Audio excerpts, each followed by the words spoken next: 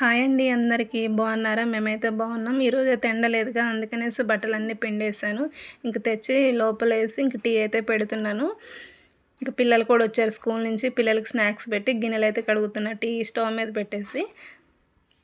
ఆలోపు మా వారు వచ్చారు. ఇంక ఇద్దరం టీ తాగుతున్నాము. పిల్లలేమో హోంవర్క్ చేస్తున్నారు. మా వారు ఫోన్లో ఏదో చూపిస్తున్నారు. వాళ్ళు చూడు ఎలా చేస్తున్నారు, నీకు రావట్లేదు చేయడానికి అనేసి. నాకు కొత్త కదా ఛానల్ పెట్టుకొని కొన్ని రావట్లేదు. ఇంకా పూరి అయితే చేసుకుందామని నైట్కి 2 అయితే బంగాళదుంపలు ఉడకపెడుతున్నాను. గోధుమ పిండి, కొంచెం సాల్ట్, ఆయిల్ వేసి మిక్సీ అయితే పట్టుకుంటున్నాను. ఈ మిక్సీ నాకు మిక్సీతో పాటే వచ్చింది.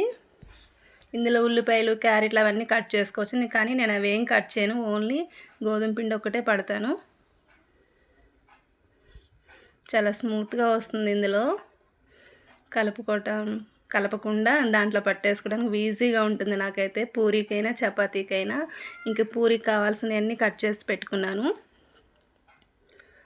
ఇంకా గిన్నె అయితే పెట్టుకొని ఆయిల్ వేసుకొని దాంట్లో పోపు దినుసులు, ఎండుమిర్చి. ఈ నైట్కి అయితే నేను ఏం చేయట్లేదు, రైస్ అయితే పెట్టట్లా, పూరీ చేసుకుంటున్నాము డిన్నర్లోకి. పచ్చిమిర్చి కూడా వేసుకుంటున్నాను. కొన్ని క్యారెట్ ముక్కలు,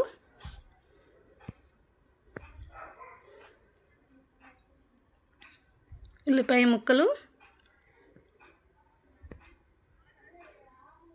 కరివేపాకు,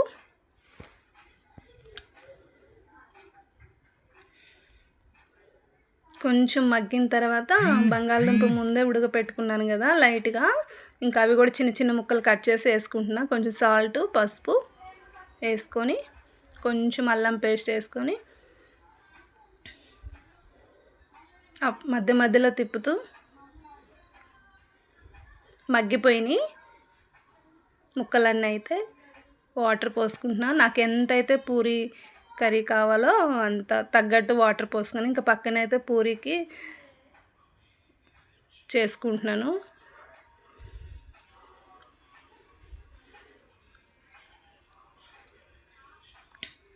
రెండు స్పూన్లు వాటర్లో శనగపిండి వేసి కలిపి అవి కర్రీలు అయితే వేస్తున్నా.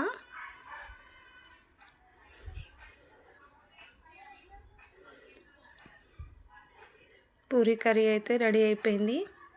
ఇంక లాస్ట్ కొత్తిమీర వేసుకుంటున్నా.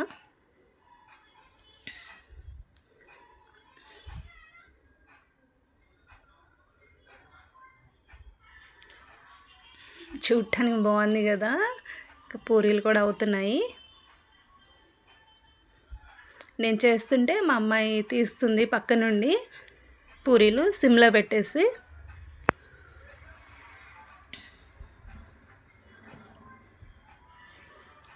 పొగలు వస్తున్నాయి. మా అబ్బాయి అయితే తినేస్తున్నాడు వేడివేడిగా. చాలా ఇష్టం మా బిట్టుకి వేడివేడిగా తింటాం. ఓకే అండి, బాయ్.